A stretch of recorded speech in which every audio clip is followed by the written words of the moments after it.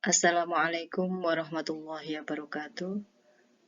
Anak-anakku sekalian dan umat Islam semuanya, di kesempatan kali ini kita akan membahas tentang ilmu waris, tepatnya bagian suami dan istri. Bagian suami dibagi menjadi dua macam, yaitu setengah dan seperempat. Suami mendapatkan bagian setengah apabila suami tidak bersama dengan far'u waris dari mayat.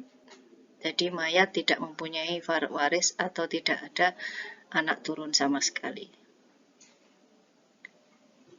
Saya ulangi, anak turun atau waris dari mayat. Jika tidak ada, maka suami memperoleh bagian setengah. Yang kedua, suami diberi bagian seperempat apabila suami bersama dengan far'u waris atau ahli waris dari mayat. Untuk lebih jelasnya, saksikan contoh yang ada dalam slide berikut ini. Yang pertama, ada seorang laki-laki yang bernama Ahmad menikahi Badriah. Lihat di sini saya blok merah, Badriah mati. Setelah Badriah mati, maka Ahmad alias suami ini diberi bagian setengah dari hartanya istri, yaitu Badriah. Kenapa diberi bagian setengah? Karena dalam pernikahan mereka berdua belum dikaruniai anak turun. Tidak ada far'u waris atau tidak ada anak turun. Maka dari itu memperoleh bagian setengah. Lain lagi, jika contohnya seperti ini, Ahmad menikahi Badriah, kemudian mempunyai anak yang bernama Sofwan, maka jika Badriah mati, maka ahli waris dari Badriah adalah Ahmad sama Sofwan. Ahmad disebut suami, Sofwan disebut anak laki-laki. Suami diberi bagian seperempat oleh mayat, dari hartanya mayat, seperempat. Alasannya karena dalam pernikahan sudah terdapat far'u waris atau anak turun. Saya sampaikan di sini bukan hanya anak, tapi anak turun. Jika mayat atau sang istri mempunyai anak turun, entah itu anak, entah itu cucu, entah itu buyut, dan lain sebagainya, sampai ke bawah, maka suami memperoleh bagian seperempat.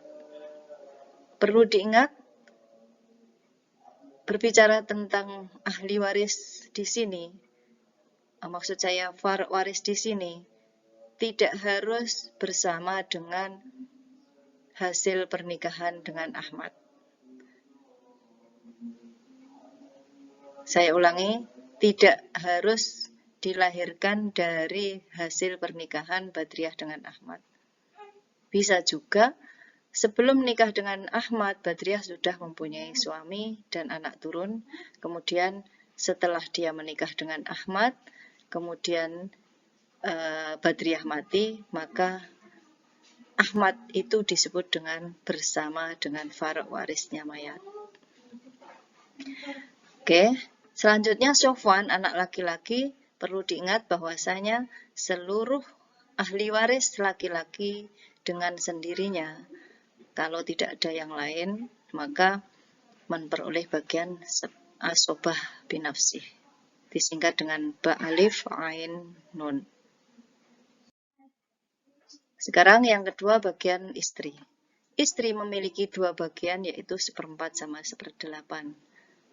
Seperempat apabila istri tersebut tidak bersama far'u waris, sedangkan jika seperdelapan apabila istri tersebut bersama far'u waris mayat. Di sini saya balik contohnya. Badriah menikah dengan Ahmad. Ahmad yang mati, maka Badriyah disebut dengan istri.